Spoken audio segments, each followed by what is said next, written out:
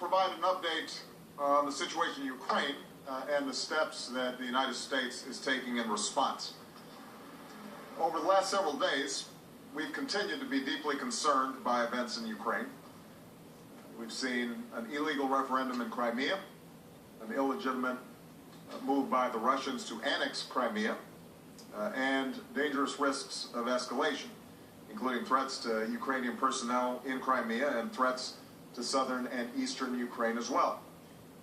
These are all choices that the Russian government has made, choices that have been rejected by the international community as well as the government of Ukraine.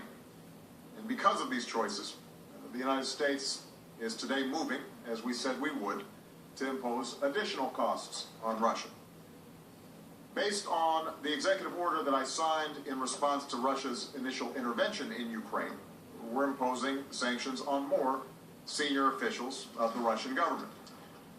In addition, we are today sanctioning a number of other individuals with substantial resources and influence who provide material support to the Russian leadership, as well as a bank that provides material support to these individuals.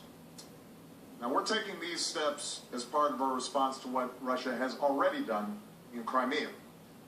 At the same time, the world is watching with grave concern as Russia has positioned its military in a way that could lead to further incursions into southern and eastern Ukraine. For this reason, we've been working closely with our European partners to develop more severe actions that could be taken if Russia continues to escalate the situation. As part of that process, I signed a new executive order today that gives us the authority to impose sanctions not just on individuals, but on key sectors of the Russian economy. This is not our preferred outcome. These sanctions would not only have a significant impact on the Russian economy, but could also be disruptive to the global economy. However, Russia must know that further escalation will only isolate it further from the international community. The basic principles that govern relations between nations in Europe and around the world must be upheld in the 21st century. That includes respect for sovereignty and territorial integrity. The notion that nations do not simply redraw borders or make decisions at the expense of their neighbors simply because they are larger or more powerful. One of our other top priorities continues to be providing assistance to the government of Ukraine so it can stabilize its economy and meet the basic needs of the Ukrainian people. As I travel to Europe next week to meet with the G7 and other European and Asian allies, I once again urge Congress to pass legislation that is necessary to provide this assistance, and do it right away. Expressions of support are not enough. We need action. I also hope that the IMF moves swiftly to provide a significant package of support for Ukrainians as they pursue reforms. In Europe, I'll also be reinforcing a message that Vice President Biden carried to Poland and the Baltic states this week. America's support for our NATO allies is unwavering. We're bound together by our profound Article 5 commitment to defend one another and by a set of shared values that so many generations sacrificed for. We've already increased our support for our Eastern European allies, and we will continue to strengthen NATO's collective defense, and we will step up our cooperation with Europe on economic and energy issues as well. Now, let me close by making a final point.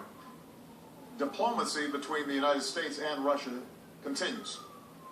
We've emphasized that Russia still has a different path available, one that de-escalates the situation and one that involves Russia pursuing a diplomatic solution with the government in Kiev, with the support of the international community.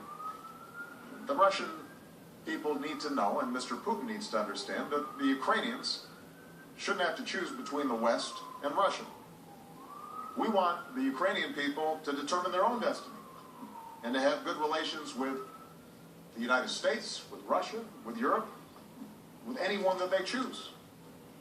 That can only happen if Russia also recognizes the rights of all the Ukrainian people to determine their future as free individuals and as a sovereign nation. Rights that people and nations around the world understand and support. Thank you very much, everybody. everything that we're doing here. Thank you.